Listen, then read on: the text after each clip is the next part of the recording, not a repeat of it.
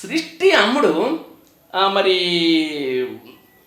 భవనాలు అలా వీస్తున్నాయి మరి. అదేవిధంగా సృష్టితో పాటు నాకు ఇంకొక డౌట్ ఉంది.